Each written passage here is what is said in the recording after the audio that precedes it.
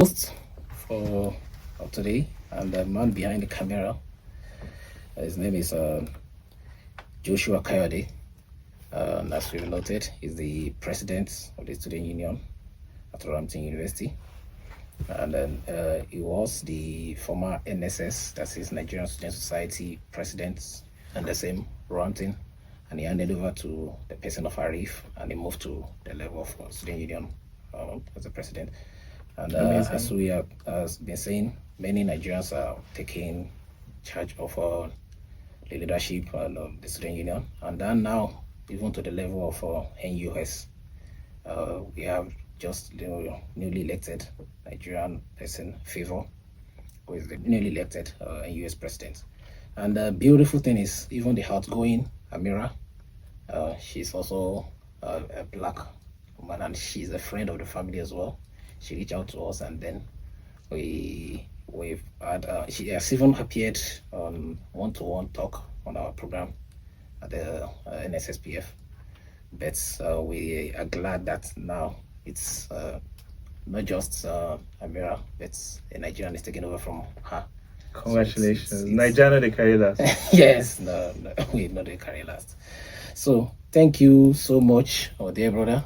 Like I said, he's a humble president, and then he's a man who is more than happy. He has and of course, as a student union president, he has a lot on his plate, but nevertheless he still makes himself available, helps us to organize this whole platform, and then made this day happen.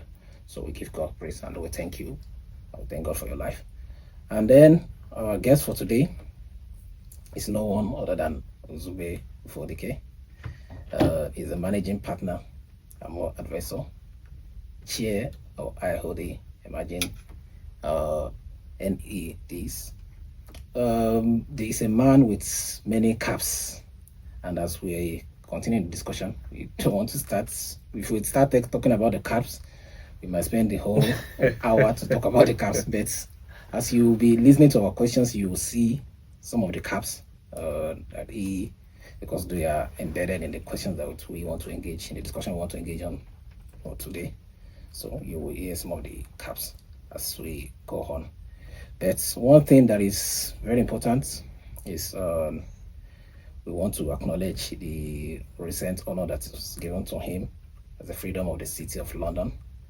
And that shows on his journey from computer science at Queen's Mary to the boardroom, which shows the blueprints. He said Nigeria know the carry last. Himself is leading that battle.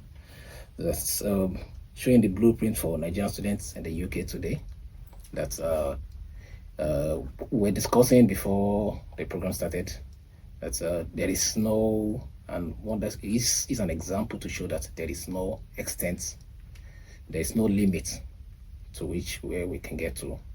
So far we are ready, and then to ensure that journey is easier, that's why we're here to have the discussion. Idea matters. It is from discussion that idea is generated, and once the idea becomes is put into action, that is what gives back to all the amazing things we've seen in the world. Everything in the world at one stage, at the stage of discussion like this, an idea. But the most important thing is to ensure that those ideas are well documented, and then they are followed up with actions. That's will, and I believe this also won't be an exception to that. So, my dear brother. Before we go into the question, sure, proper, what has been your experience about Nigerian students and UK, and then what has touched your heart more about them? Thank you, first of all, for inviting me to this platform, and again, thank you, Joshua, for organizing this. I think to answer that question, I need to give some context, right? So, what is a Nigerian student? I did my university here. I did, as you mentioned, study computer science for my first and second degrees at Queen Mary University of London. But before that, I actually spent a couple of years in medical school in Nigeria. So I went to University of Nigeria Enugu campus for a couple of years. I had gotten into UNEC by direct entry. This is after doing my A-levels in Leicester. I went to Gateway Sixth Form College in Leicester, where I studied physics, chemistry, biology, and math. And before that, I studied secondary school in Jos, Command Secondary School, Wow. Jos, where I did my 6 years of JSS and SSS, or JSS and SSS qualifications. I didn't take JAM, just to give context in terms of where I've studied and what is a Nigerian student. What I have to say is, for me, when I've been in spaces where I've had Nigerian students, sort of it's studying in Nigeria, it's been a lot more competitive. The academic rigor and then the challenge and the pressure to do well is phenomenal, right? So here, there's not as much pressure. I mean, if you come from a Nigerian background, like myself, then obviously your family pressure is kind of carried on most of the time. But in Nigeria, it's not just the family, your peers, the school, the teacher. It's a structure that almost makes it weird if you don't do too well. They would kind of, make you feel bad about underperforming and celebrate you on the other hand if you do pretty well. So coming back to Nigerian students in the UK, which is the context of your question, I remember in my first year at uni here, when I was studying computer science, there was a colleague of mine, Donald. We didn't really know each other initially, but I remember that there was an assessment and some exams, and he did really well. And at that time, I was obviously putting a lot of pressure on myself because I felt like I was one of the older students in the class. As a mature student, I didn't want to do so poorly. I wanted to do really well. And it felt like, okay, I'm in a class where many people understand a little more about computer science than I do. I'll segue to a slightly unrelated but related story.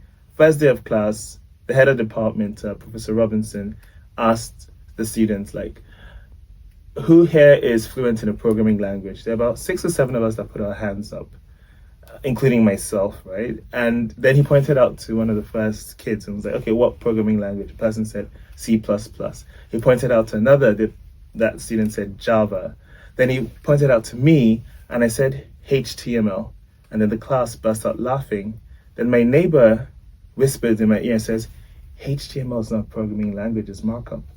I'm like, fuck. Sorry, can we swear here? In my head, I was like, damn. Not only do I not know the difference between markup and a programming language, the whole class does.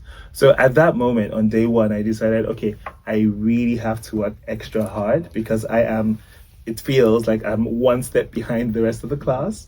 After that welcoming session, I went straight to the careers office, spent time reading up options and understanding what it was that a computer science degree actually entailed. And then I worked really, really hard. So at the end of the first year, after the assessments, I was on for first class. I was on the dean's list. So I had moved from like being at the bottom of the class to being at the top of the class. Oh. And he was one of the other students that was also at the top of the class. So we were both on like first at the end of the first year. And I thought to myself, okay, you're a smart cookie. I'm going to get you as a study partner. Because he was actually the same person that had whispered in my ear saying HTML is a markup and not programming language. So we ended up being study partners in our second and third years. And it was rigor, it was good challenge and back and forth. And we ended up being business partners, actually. We set up a web design company, which we ran in our second and third years. But I find Nigerian students here to be super dynamic. What was also really impressive about Donald, so he had come to the UK to study, but he was also holding on a full-time job, 20 hours a week, as a security personnel, looking after buildings in corporate sites. He was also studying full-time as a computer science undergrad. And at the time, he was also dating his girlfriend, who was then to become his wife a few years later. So he was kind of juggling lots of things at the same time. And I find Nigerian students that are here, that come from Nigeria, have a lot more that they juggle that's different from Nigerian students that are of Nigerian heritage here and don't have as many pressures. Does that answer your question? Absolutely. Going into the questions and just coming from, and that question comes from what you just said right now, how Nigerian students, especially in the UK, they need to, you realize that you are far behind, so you need to work extra to be able to catch up with the class. So I wasn't far behind because of my Nigerianness. So remember, I was born here, so here is home first. But I was behind because I hadn't really appreciated what computer science was. So when I returned to the UK, I left Nigeria medical school because there were just too many strikes, and for me, the whole studying again and re-engaging with Nigeria, I loved parts of it that gave me appreciation of my culture and heritage. Wow. So that was why, because, okay, at 16, I couldn't speak Igbo, I couldn't speak Pidgin. And I wanted to go back to Nigeria. So I went back at 18 to go to uni there in order to immerse myself. I feed the young for Pidgin. So I'm proud of those moments, because if I hadn't gone back to Nigeria, I would have been a bit more confused about my identity. So in terms of British students, I was a British student with Nigerian heritage, right? I was behind because I didn't understand computer science.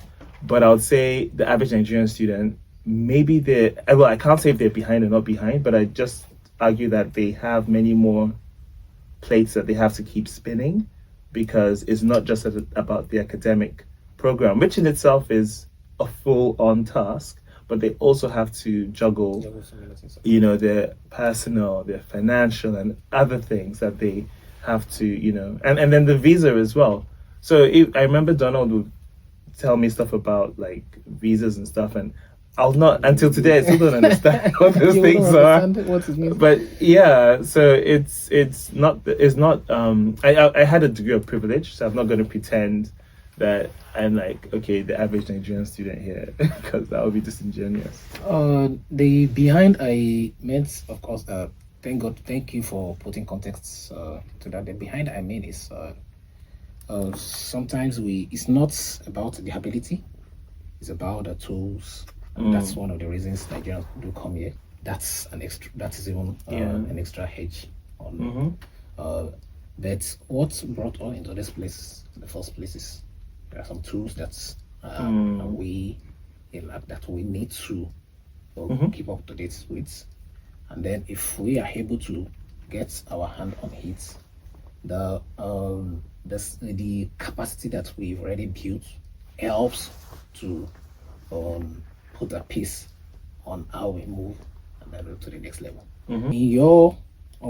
It's your own experience, how do you think a Nigerian student in the UK should position themselves to be part of this global conversation rather than just being an end user of the tech? Sure. So there are two parts to that question, if I understand correctly. One is around how I got to participate in that, and the second is around how Nigerian students can participate. So with the first part, I only played a tiny role. There were a bunch of us, over 100 of us, that were invited to Nigeria to be part of that co-creation strategy, and it was quite interesting how, if people watch X-Men, Cerebro, how Professor X uses this machine to find mutants across the world. Anyway, so they use this AI tool to search. When I say they, I'm talking about the Federal Ministry for Communications, Innovation and the Digital Economy in Nigeria. So under Dr. Bosun Tijani's leadership, they decided to reach out to scientists and academics across the world, from as far as Saudi Arabia, China, Australia, Canada, Sweden, the UK, and they did this based on citations. You're an academic, so you can understand this, right? Yes. So looking at citations and how often, published works were cited in robotics, neural networks, artificial intelligence, and other related topics. And they picked the top scientists from each of these countries that they could find. And oh, by the way, they used another kind of name library to figure out, okay, so these are Nigerian names. They might have missed some people. If you have a name like, John Peter, maybe you'd have been missed from that list. But if you have a name like Nzube Ufodike or, Andrew or Yedola would be picked up. Maybe Andrew might not be picked up. But that would then end up being registered, and they would pick you up as, okay, someone who has a lot of citations and has done a lot of work. Following up from that, they reached out and invited them to participate. And then these are mostly academics, like I said, about maybe 80% academics, and they decided the remaining 20% will be people that work in the field. So I got an invitation based on the fact that I'm an investor. Excuse me. I'm an investor, and I have done some stuff in the UK around the Office for AI through the British Computer Society. And I'm also part of Queen Mary University's School of Computer Science. I sit on the Industrial Advisory Board. So I'm helping to shape or contributing to the shaping of curriculum to teach the next generation of undergrads and postgrads around, AI and other technological or technical careers in computer science and electronic engineering.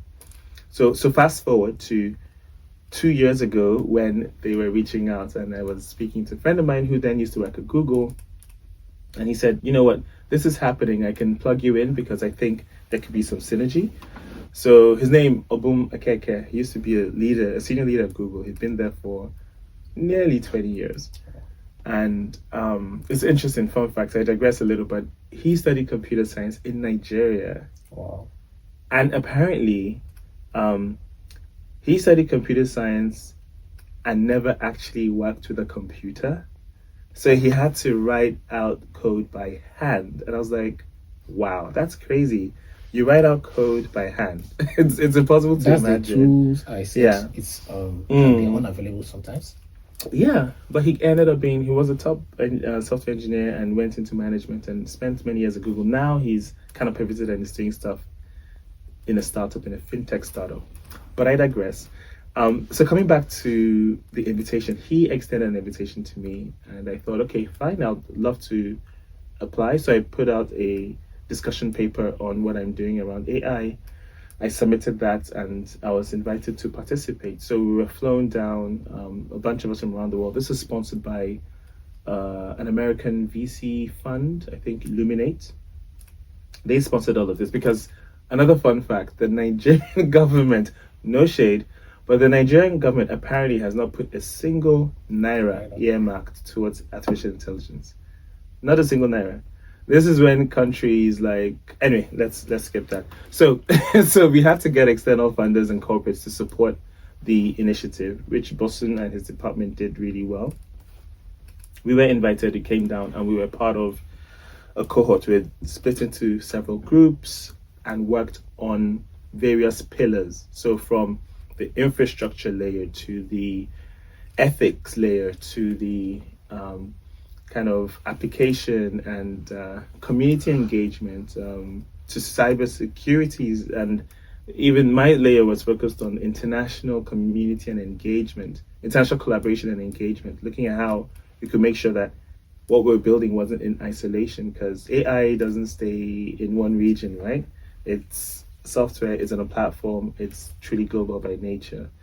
So I was a co-chair of that group, which meant that I had to present every day. I didn't know that when I was signing up for that. I was just there to help that when I signed up. But anyway, I was presenting, and the good thing about that platform was, each cohort within their respective pillars, where they would brainstorm and they would figure out stuff and come up with solutions. They would each have conversations with technical experts. So the government was there were other agencies there, and then based on all the feedback, we'll come up with the final presentation for the end of the day. And at the end of the day, when we present in front of all our peers, they also kind of challenge us and push back and ask questions. So that kind of gives us that peer reviewed element to it. So So, from the perspective of how students can then participate, I would say we know that when it comes to energy, um, AI, if you're working on an infrastructure layer, it consumes a lot of energy, and Nigeria already has an energy deficit. So, it's probably not the best layer to start thinking about. I know some are looking at small language models as substitutes for large language models, and those are more energy efficient. But that aside, you can work on an application layer and build things on top of infrastructure. So just like you can build an app on a phone, or you can build a solution on the internet without having to worry about your servers, that's one layer one thing Nigerians could do. So at so last week or 2 weeks ago now, there was actually the 2-year anniversary of the National Artificial Intelligence Strategy co-creation event that we had in 2024. And during that event, we were told about so many things that have been happening since. And one thing that stood out most to me was this tool that a student had created that so basically you put this in your plant and your plant can speak to you in Hausa, telling you it's thirsty or it needs more nutrition or fertilizer. And I'm like, that's really cool. Where you're using agri-tech and AI and sensors and giving that real-time information in a language that the farmer can understand. So those are things that there's much more that can be done. And if folks are thinking about how to reach the masses and provide things that people need. I keep saying it's about, painkillers, not multivitamins. It's the solutions that are needs, not wants. That's where I would argue students can focus. If looking to plug into the national strategy, then it's worth looking at the NCAIR and CARE, so the National Center for Artificial Intelligence and Robotics, and you can sign up there. Look at NITDA's website as well. There's another institution, I think the acronym is RAIN, I forget what it stands for. It's probably the Robotics and the AI of Nigeria. But if you check out through the FMCIDE and NCARE, NITDA, you'd find links to many other departments that are building things and other resources you can tap into. There's also the AI Collective. So the AI Collective was launched by Nigeria 2 years ago at the end of that event. And this is for anyone and everyone that wants to be part of that AI growth story from Nigeria. So you can sign up to the newsletters, you can participate in hackathons, you can be part of lots of things that are happening at the grassroots, building on Nigeria's AI growth. And what's really interesting, another example that Dr. Boston Tijani gave 2 weeks ago, what's really interesting is if you look at Nigeria's kind of footprint in entertainment globally, it's done that with minimal. I mean, now there's some support coming from the government, but it kind of kick-started, the movie scene, the music scene. It was grassroots. These are people that were building from the ground up, and they built global visibility for Nollywood, for Afrobeats, for our talented creatives. And this was without the kind of backing and funding from governments or even as much from the private sector. It was all raw hustle and grit. Now, with AI, there is, even though there's no funding, there is backing. And the backing is providing a lot of rails and some external, it's crowding in capital from international and local agencies, and this allows for a lot more support than we had in our creative economy. So I'm really excited about what Nigeria would be doing 20 years from now. Even though we don't have the infrastructure layer or the energy layer fixed, I am confident we will have solutions that are going to be world-class and visible on a global stage and providing value to many people beyond the borders of Nigeria.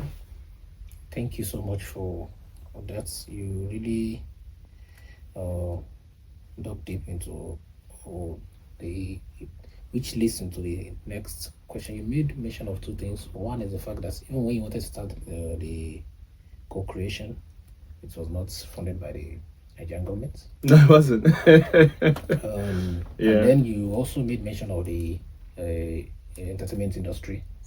That's how it started on its own, autopilot, and it got to the stage where it started attracting this, which tells us one thing, that one is the fact that you have to, there is a saying in Yoruba language, "Omotobashipa, iyangbe." Omotobashipa, iyangbe. When you want to carry a child, the child must first stretch the hand for you to carry. If you do anything otherwise, if you force the child to carry you, the next thing he will be kicking you, drop me, or crying. So when the child stretches his hand, then so it's not completely. Although of course we want government to help but even if government is going to help you, you have to help yourself to a particular stage, and that is what. Nevertheless, while one person cannot help, you said something that you sought funding from elsewhere, and then you were able to help.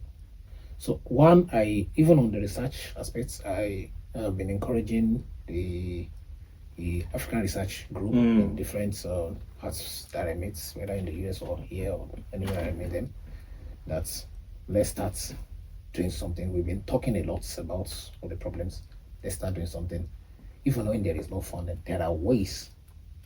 But it surprises me that even those, it's just because people rely so much on funding. That's why even those who have been here long enough, they were wondering how is it possible to do these things without funding. I have to explain to them. When you build that value, the funding will be attracted eventually. I think that's no, I agree with you. I think sorry to interrupt, but I think and I'm not trying to say anything kind of bashing about the Nigerian government and its priorities. Obviously, there's so many things the Nigerian government has to handle, and when it comes to the capital that has to be allocated to projects across the country of 230 million or 40 million people, it's a lot. And we're still an emerging economy, but like you said, I think being intentional about where to get capital and positioning yourself to receive that capital, excuse me, is key, because there is capital around the world. There's a lot of capital, and a lot of the time, capital is looking for where to be deployed. So if there's an opportunity and it matches what the allocator's needs are, then everyone's happy. So it's about looking beyond just whatever local ecosystem you might be exposed to, figuring out what that value add is and the level you want to play with that value add, and then figuring out, okay, so which financial partners can I bring in to support and to collaborate with to get to the next stage if this product needs funding. Even at my university here, when a student is they usually say something when students looking for scholarship or whatever, said university might not be able to provide scholarship for everybody. Look outside, see their scholarship. The same thing if you are in a country and the government is unable to provide funds for whatever you're doing. First is ensure that there is a value to what you want to building, and then you can always, and that takes us to the next question. Sure. About, you said ensure that what you have meets the something like requirements of the funders. So I know you have over 16 years of experience at Amor Venture Capital University and co-founding Amor Angels. First, what's underrepresented founders, like many that we're talking about, Nigerians in NSSPF, Nigerian students in NSSPF, What do you think they often get wrong when seeking funding? And then going by your own experience as an investor, when you look at a pitch for diaspora funder, what is the X factor that makes you move from no to tell me more? That is, how can our members, Nigerian community, build what I will always refer to as value before visa security, value before funding, and that's what we are even talking about now. Build a value that you can. So, what are the things that you usually? What are the X factors that you usually look at to decide this is a no? Oh, this is. Please let me hear more about this.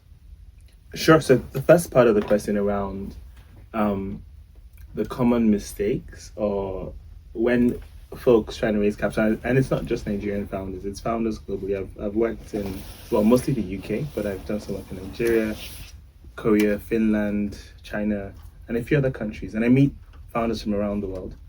And the common mistake is usually that they're not actually ready for capital. Not ready in the sense that they haven't got all their ducks in a row. Their data room is not yet ready. Their story around what it is that they're building isn't quite there yet. Their financial forecasts, so basically they're not quite ready to speak the investor language. Usually they'll assume because they've got the passion and because they've seen it on TikTok or somewhere else, they've watched an inspiring film. They just think, okay, if I present my energy, people can see I'm a good person and I'm a reliable person, so they should back me. And that's not sufficient, because guess what? There are at least 20 other people that are just like you. So I don't have a big fund. Yes, Amu Angels is a syndicate, and in terms of the capital I've deployed, it's mostly been my capital, so it's small amounts of money. But the number of decks I receive every single day, I receive between 2 and 3 pitch decks a day. Just people saying, "Oh, we want to see if you might be interested in learning more about that." And most times I just say, actually, most times I don't respond. Not because I'm trying to be rude, but I just haven't got the time to respond. Because I know that in this situation, it's because I know there's a mismatch. They're approaching me and expecting me to wear my investor hat. But 9 out of 10 times, I know that they need my advisory hat. And since they're not asking me for advice, I'm like, I don't want to educate you that you need to be educated, so I'm just going to just stay away. Because you want an investor is not home. Investor doesn't have money to put in your company. But if you want to speak to an advisor, if you have a clearly thought out strategy around, okay, I need to raise capital, I'm not sure how to do it. I've got some of the things right, I think, but maybe if you, with your experience, can come and be part of that, then that's a very different conversation. Then it means you've actually done your research and you know what you're asking me for. But if you're approaching other investors that all they do is allocate capital and they don't give advice, so I'm talking about institutional capital sometimes, so the VCs or PEs, etc. Typically, they want you to communicate really quickly and succinctly what it is your numbers are, any justification for those numbers.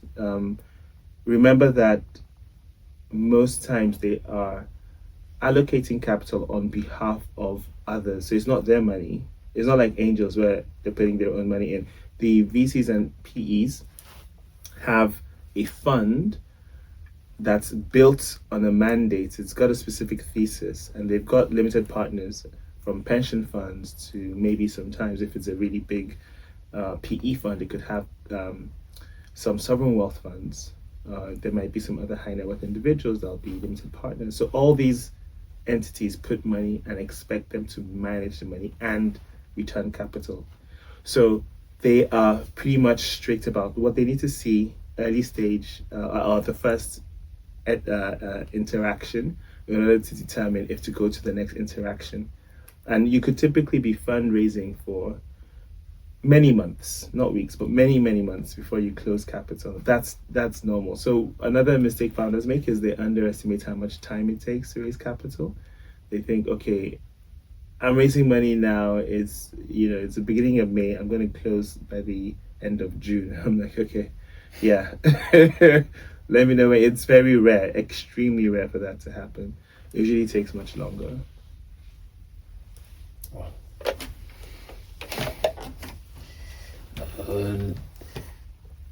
So does it mean anyway? And I think that's one of the tactics I used to get event. I didn't come for investment.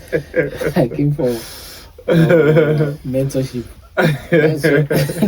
That's why it didn't look the other way. So NSSPF is coming to you for mentorship, not for investment, and I think the tactics worked. So that takes us to the next question. I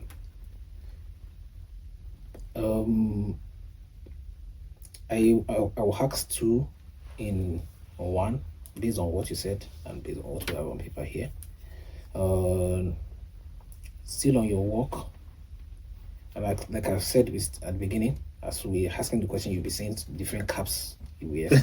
So part of the caps, it works with the Institute of Directors and the African Creative Economic Summit. So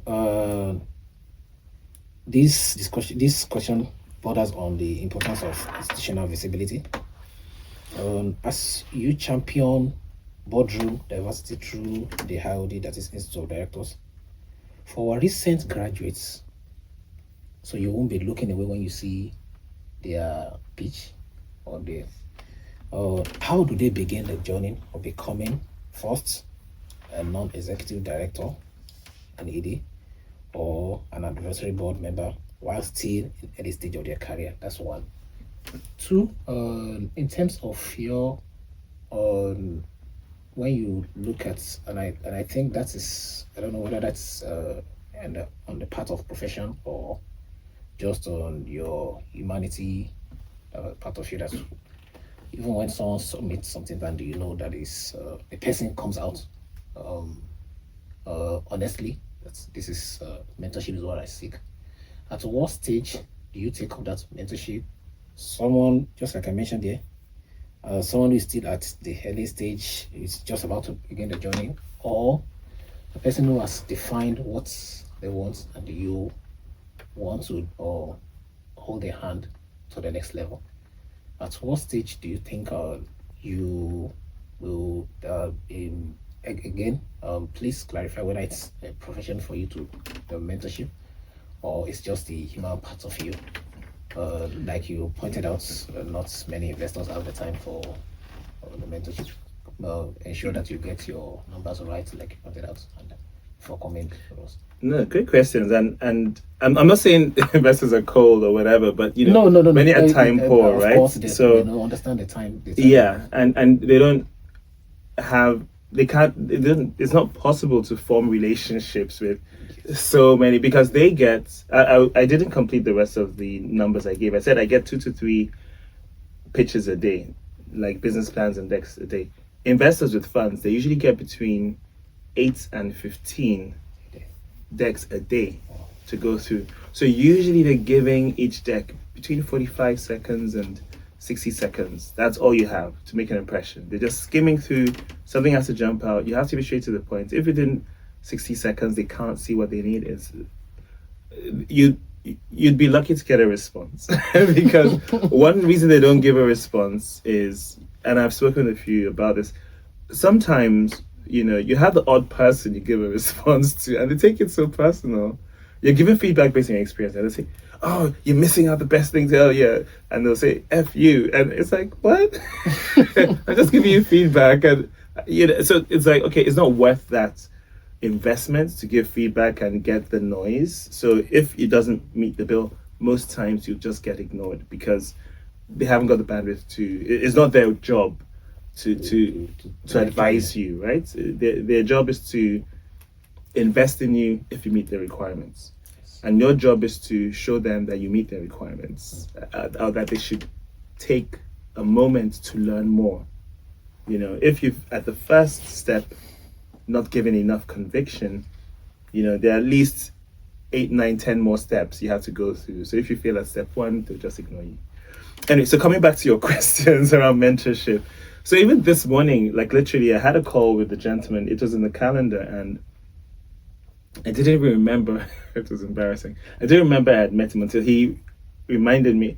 Remember we met at so-and-so events? Oh my God. Oh yes, I changed and I became more friendly, and it was a 20-minute call. But for him, I realized it was super important because, without saying too much about him, but he was trying to transition his career, coming from an engineering background where he's working in a technical field. He wants to move to become an investor, and he wants to understand how he can make that jump. So I spent 20 minutes giving him my honest views and opinion, and he took that away, and he did something I really liked. He says, "Can I come back in a month and check in?" I was like, "Yeah, of course," because normally I'm the one that's trying to mentor people, and although I'm doing less of it nowadays, but I like it when you're proactive, and if we check in 2 or 3 months time, you have done some of the things, or you have an update, then for me it's fantastic, right? I've mentored so many people, and I continue to do that just because it's a good thing to do, right? It's there's a feel good element to it. So I don't get paid for mentorship.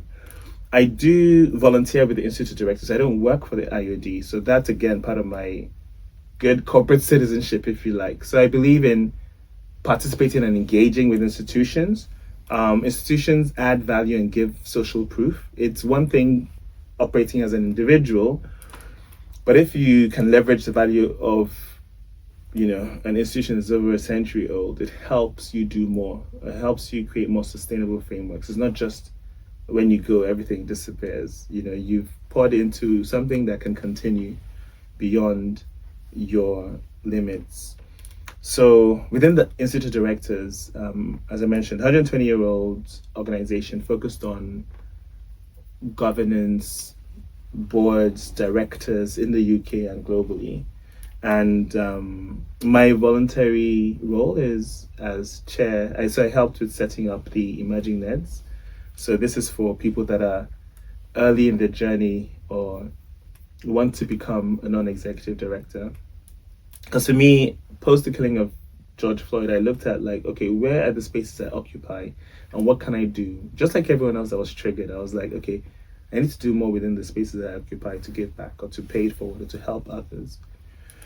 At the time, I was just a member of the IOD, it's a membership organization, and I thought, okay, let the IOD, how can I do more within the IOD? And long story short, it ended up in me creating this group. And for me, that group is to help get more folks from all backgrounds onto boards. So I believe the corporate sector and capitalism at its core has helped alleviate the most number of people from poverty if you compare it to other economic structures. So from that perspective, I think if you're going to fix the capitalist or improve the capitalist structures we have, it starts at the top. And it starts with having the right composition, the right mindset, and the right sort of approach to governance, because it's the board members that set the tone for an organization. In theory, in practice, is not always the case, but in principle, it should be. They set the vision, the 5-year, 10-year plan, the horizon. All of that is down to the board. So if you can get more people into boards, remember that most of us spend a lot more time at work than any other. Once you graduate and leave university or postgrad, you spend a lot more time within workspaces than you would within family spaces until retirement, that is. So in that context, we need to, in my view, we need to make sure that those workspaces are safe, they're friendly, they're inclusive, and they champion the values that we think that they should champion, in order to allow for that kind of shared prosperity, growth, and just improved outcomes for workers and for civilizations, really. So that's why I was moved to help with that. So within the Emerging Nets, we do stuff around that. I wouldn't go into too much detail for this, but yeah, so that summarizes that. Then the final part of your question was, how can young people start to get more engaged. So I have a slightly controversial view when it comes to that. I think generally to be on a board, because the board is about governance, right? And it's it's better when you have a degree of experience and a degree of network. Otherwise, it's harder for you to support with governance. So there are alternatives to being on a board. There are things like shadow boards or apprentice boards. So those are options that are available to younger people who might not have the experience, but they have the passion and the appetite, and they want to explore getting onto a board in the near future. So doing stuff around shadow boards or apprentice boards would be one way to start that journey. I think it's never too soon to start those kind of conversations. Another thing that you could do is volunteer.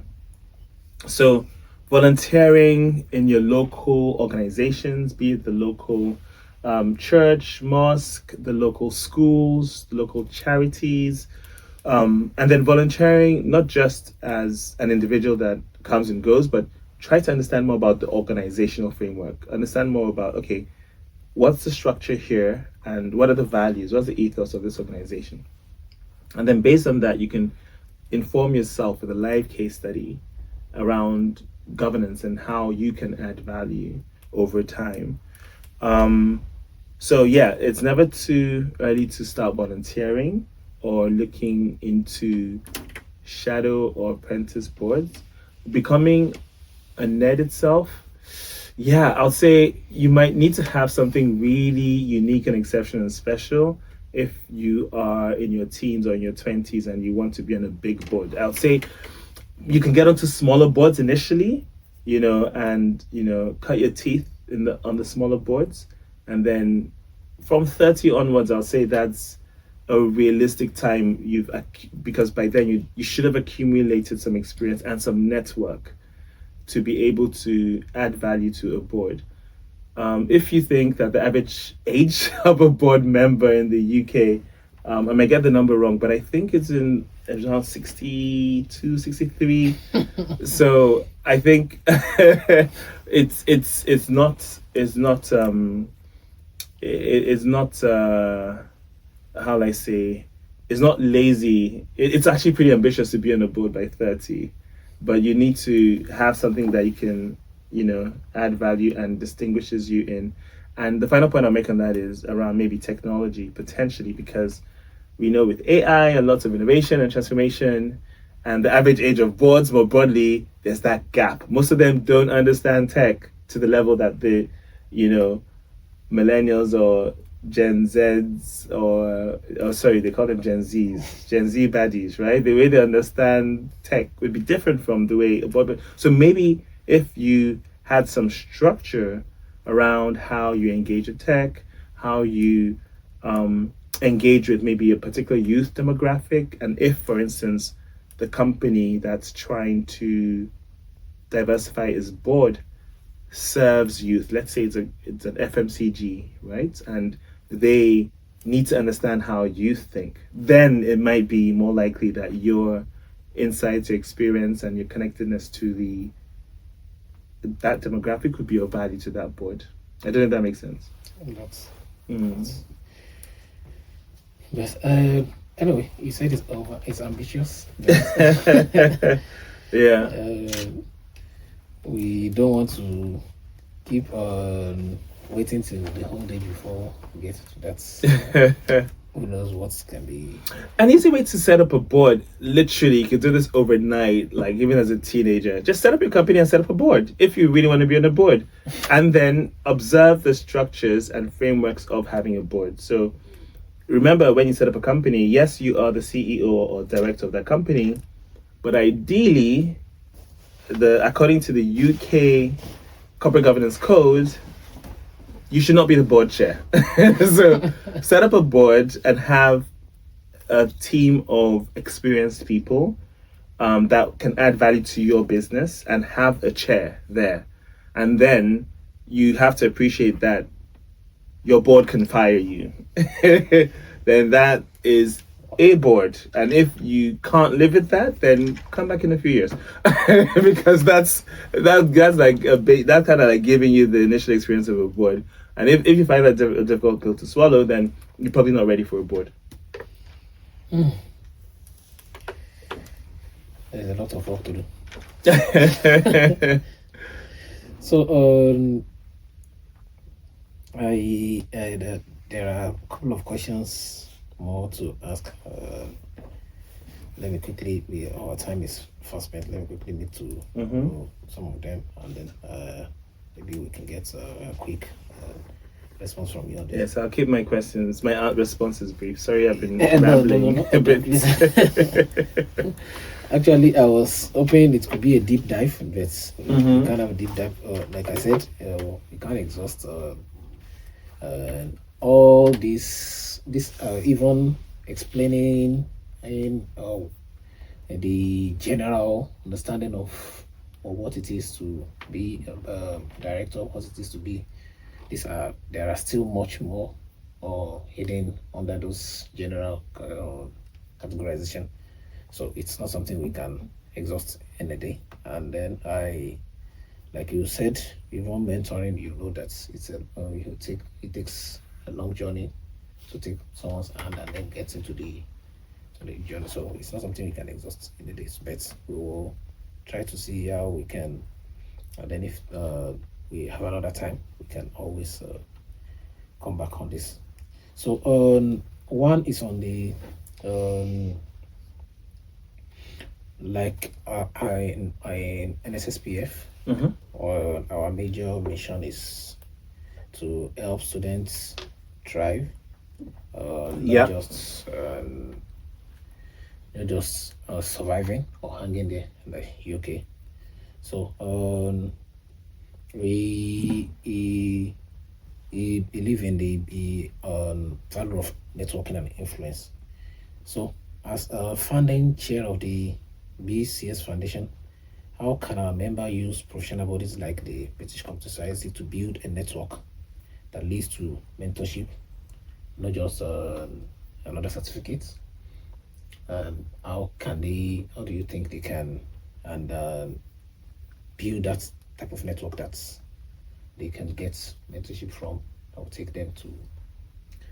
Great question. I love that question. And I'll say the BCS, the British Computer Society, has been around for maybe 70 odd years. And it has lots of activities and events. So it is the professional body that represents, IT professionals in the UK. It's like the equivalent of the ACCA for the accountants, or the I think architects have their organizations. I forget the respective ones, but within the IT or ICT professions and software engineering, etc., you have the BCS, and you also have the IET, the Institute of Engineers and Technologists. Anyway, so each of these organizations have membership options. If you are a student, you would typically be, depending on the course you're studying, you'd typically automatically qualify to be a member. So take advantage of that while you're a student and attend as many events as you can. Attending an event and all the cost is your time and effort or transport to get to that event. But not only would you learn like real core content. I remember meeting my first humanoid, like a man that had a chip in his arm, a chip implant, and he used it to like switch on and off lights. Professor Warwick, his name was. This is like 15 years ago. I met him at a BCS event. A deliberate chip or something was wrong with it? No, he inserted a chip into his arm to control light. But just to prove, how with, in computer science, there's a move towards HCI, human-computer interaction, and other interfaces that are more natural. So obviously now we're using voice a lot more. But I'm talking about 20 years ago. The brain-computer interaction is something that was being explored. I think now it's gone even further. So now you don't even need to have neural implants, because then it was planted in his, is that the radial or ulnar nerve? I forget. And it's implanted, embedded in his arm. But now you can wear skull caps that will read the electromagnetic waves from your brain, and you can use that to control things, right? But anyway, sorry, I digress. But going to these events, you learn cutting edge stuff that you would not learn anywhere else. Plus, you get to meet amazing people, and you get to just connect. So if you see someone that's inspiring, ask them if they're happy to be a mentor. At university, I had like 7 mentors. I was like greedy with mentorship. I will find people, anyone that inspired me, I was going to lock you down as a mentor. My job in banking, I didn't get it on my own. Like if I hadn't, so I spoke to someone who I met at an event. He was on the panel, and I had a few conversations, and he helped me. I asked him if he could look over my CV, because at the time he was working at Credit Suisse. His name is Nick. So he was working in IT architecture. They were building large servers within Credit Suisse. So he looked at my CV, and you know how you think, oh yeah, your CV is sharp, it's right. You give it to him. You know how you get a red biro? I had red marking all over my CV. I was like, whoa. He said, no, change it. And I just didn't know those things. You're coming with one approach, but then you learn, you're like, whoa. So after I changed my CV, I had like 2, 3, 4 iterations before I then sent my applications in. If he didn't help me, I would have probably never gotten into banking. So get mentors. It's easy. Go to events. Go to activities that you can get to meet other people that are more experienced. And be specific and be clear about what the end goal is. Because if you're just mentor me, I don't know what I'm doing, I'm trying to figure out life. I'm sorry. There are mentors to figure out life. Maybe they are. Okay, yes, maybe, yeah. That's more spiritual. Yeah, but I think with, for me and Nick, it was like, okay, I wanted to apply to Credit Suisse. I knew that he was working at Credit Suisse. I wanted someone to guide me in my application. So it was very specific. And even when I started at Credit Suisse, I also met him, and we spoke a lot around just how to, start in the bank. And he eventually moved. He's in Australia today, but I still keep in touch with him, right? This is over 20 years ago. So having mentors is key, and just wherever you can go to where you'll have proper intellectual discussions in the areas that are interesting to you and in areas that are where you want to be, that's where you should just continue to go towards. Some of them are paid events, not all of them are free. I'll say it's worth that investment. But yeah, just follow through with those meetings. If you just turn up and get those details, get those numbers, connect on LinkedIn, but you don't follow up, then they wouldn't remember you in a month's time. they just wouldn't.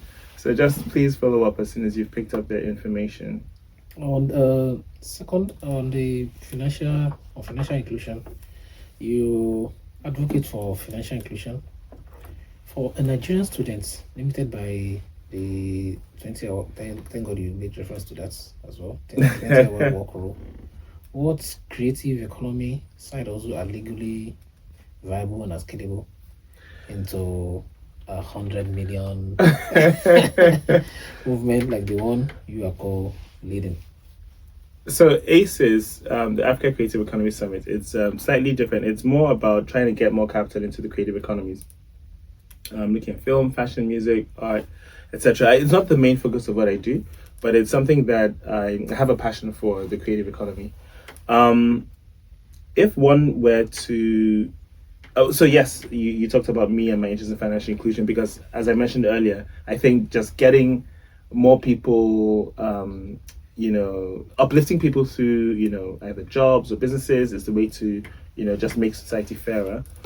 So the gap many people have, and myself included, by the time I was at university and I went into banking, I had thought, okay, what I want to do is, before I went into banking, let me take a step back. I wanted to build a company, and I thought, okay, just have an idea, build it, you make $1 million or whatever, make $1 gazillion or pounds in this case. For me, at the time when I was studying computer science and I got to learn more, and I had a small business then, I learned that there were so many other companies that were just amazing in terms of They were technically sound. They had like fault tolerant logic. They had better UI, UX, user experience, user interactions, but they were not popular. And I was like, why is Microsoft popular over Linux? Why is this popular over that? And looking at solutions in terms of technology solutions that were dominating the world versus those that were technically superior, I realized, okay, you can't just build a technically superior product and expect it to be the number one. You know, coming from science backgrounds, you know, we think things are either black or white. Things are quite, you know, binary in the sense of right or wrong. But when you're in business or the social sciences, it's not as binary when it comes to what will succeed. So I realized then the missing piece for me was knowledge on business, knowledge on finance. Those are the things that I didn't appreciate. And I hadn't studied business, I hadn't studied finance. So, you know, I was like, okay, I need to fill those gaps, which is why I thought to myself, okay, I need to go and work in a bank. Where can I go? That's the most challenging place to learn about business and finance. And then I figured investment banking. So I said, okay, let me take my ass over to investment banking as a software engineer and get the knowledge I need. So that's how I ended up in banking as a software engineer. And then I realized, oh, actually, I'm just scratching the surface with respect to business and finance as a software engineer in a bank. I don't want to be a software engineer in the bank. I want to work in the bank, right? I was working in the bank. So that's how I had to shift. And anyway, so I digress. But yeah, so that's my story and how I filled that gap. So I'm trying to make it easier for others, especially if they want to set up their own companies. You don't have to take the long-winded route of trying to get an internship and then a job in a bank and spend years in a bank and then, you know, having to leave the bank to then go back into entrepreneurship. You know, you could just learn the nuggets. I know there are tons of podcasts now that you can listen to. But yeah, our podcast is Crowncast, CROWNCASTE, crowncast.com, which is focused on financial literacy for businesses. So if you're setting up a company and you just want a better sense of, you know, the things you should be considering if looking to get a financial partner, then it's worth listening to, because we interview dozens of potential financial partners, capital allocators. I mean, we're just at the tail end of season 2 now, and in terms of the arsenal of how much dry powder they have to invest, we're talking about billions of pounds to invest, right, in companies. Some have smaller portfolios, some have much bigger portfolios. But anyway, you can listen to whichever size you want and then figure out, based on how they allocate capital, how you can position yourself and educate yourself as a business owner on what you should know. So I'm passionate about that part in terms of financial literacy. There was a final part, the final question you asked, the final part to that question, I forget now. What was that final part? You're scaling. So another shameless plug. If you're going to build a company, yes, apart from listening to the podcast, and I know you have limited number of hours to work, I don't know what the rules are around self-employment, but you could try things like maybe drop shipping or try some online businesses here. I'm not talking about Yahoo. No, we're talking about proper businesses. But there are lots of options to take, you know, if you have, you know, e-commerce skills, and to take that to the next level, where you would then be giving, providing, you know, products people can buy off you online. Because I think then you'll be working a smaller set of hours. I don't know how the math works, so do speak to your immigration advisor before you take that leap. But what I recommend is leverage technology where you can, so that way you're doing stuff that is still within the hours that you're allowed to work, and you can generate revenue through sales. It doesn't have to be anything glamorous or, you know, sexy. Just if you're selling weight loss pills, right now that's the in thing. Everyone is trying to, you know, lose weight after they've eaten too much. So you could, you know, sell weight loss pills and make a fortune. So to figure out what the market needs. So just tap into your Nigerian hustle gene, because Nigerians, you know how to hustle, right? Just tap into that and figure out and learn what the market would require. Again, painkillers, not multivitamins, and that will allow you to build something that will generate revenue. Once you're generating revenue, guess what? It's easier to attract other financial partners and other people to help you to take that to the next level. So, the last question I asked it the other time. You didn't answer it. Okay. Maybe I avoided it because it was too tough. It's on mentorship. That time I was asking at what stage can someone get to that you see the person mentorable. So someone you can invest your time into. It is believed that mentorship is often requested, but not well managed, and it can be both ways. But from your experience at Visionaries UK, what makes a mentee investable in terms of your time, knowledge, for someone at your level? So for me personally, I have a bit more time than average because I haven't got kids yet, so I can afford to invest in. I don't know when, but we should ask God. But no, but let's say that while I have a bit of bandwidth, I'm happy to mentor anyone, right? And so Wira, you alluded to Wira UK. So I was investment manager at Wira UK, which is a corporate venture capital. So then I had 300 companies I was looking after in my portfolio. We had invested in most of those companies, and we had companies across multiple sectors. We weren't so much mentors. On some of them, I was an observer on their boards. They would come to us when they needed specific things. We ran programs for them at Wira at an institutional level. So it was different from being an individual mentor. We'd pair them up with, sometimes we'll pair them up with technical mentors or coaches, depending on what the need was. So didn't do that so much for myself while I was there, but I would say in terms of the pairings we did, what helped was when, again, I think I already alluded to that, if the company founder or the people that need the mentorship are clear on what the mentorship is for, that helps. So that way it's a lot more targeted around having someone intervene on a particular, aspects of your own professional development. I'll also say it helps if the mentee is proactive. I'm not saying, chase down the mentor, but just be more proactive about that interaction, because I think, I don't feel too bad about chasing them a little bit more. If it gets inconvenient, they will let you know, right? But just, be more proactive about that is what I'll recommend.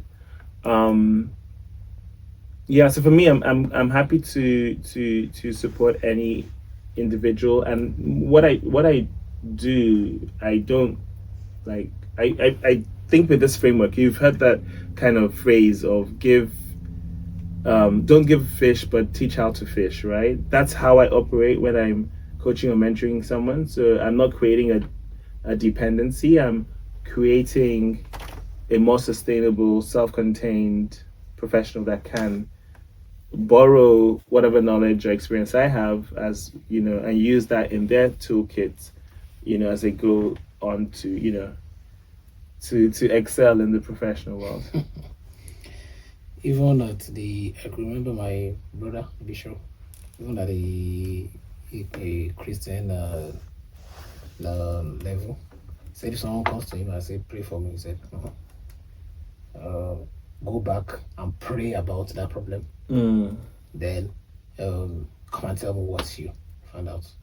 Because if I pray for you today and the problem goes, you will come back later for another one."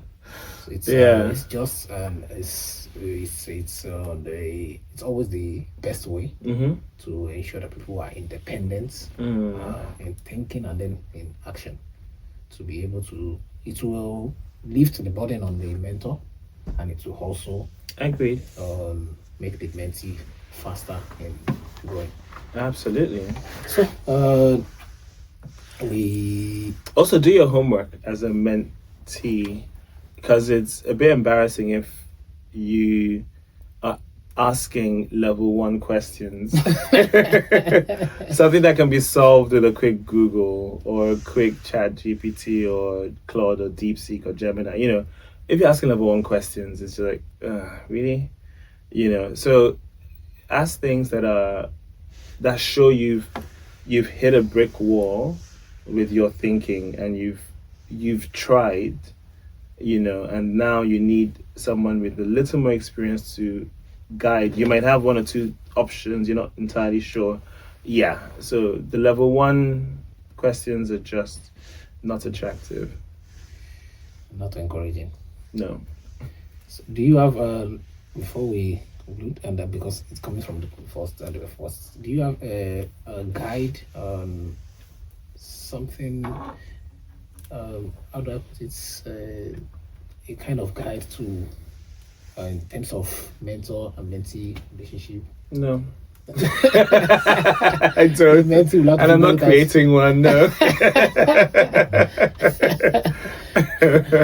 I don't have a mentor business, so that's I'm sure if they Google, they will find like 101 guys from people who are professional mentors. You don't need a guy from me. I've shared my views, but I'm sure there'll be more robust views out there. I'm not saying I'm right. This is just my own view. So there'll be other views that will be probably more coherent, a lot more applicable to you, because there's never a one size fits all, right? What applies to one doesn't necessarily apply to another. So, we want to sincerely appreciate your time for being on the program today. It's been a very, very informative and then instructive program, and then and of course it also points to like you are saying, doing a background research for the mentee. It also tells whoever is listening to this to know. It's another thing to go be asking questions from something completely different from what's the area of interest of the person. I usually say there is no one that is even the president of a country that doesn't have the time at all. But the only thing they don't have time for is just what you're saying, level 1 questioning, or things that we know is not taking either of us anyway. So I believe this discussion has really opened up that channel to know how we can tap into your knowledge, and then tap into your network, so to say, and then see how that can also help the community, especially the Nigerian student community, in growing more, and then taking them to the next level. And I hope this is just the beginning. I will still be able to tap into your time more, and then see how we can develop more from this.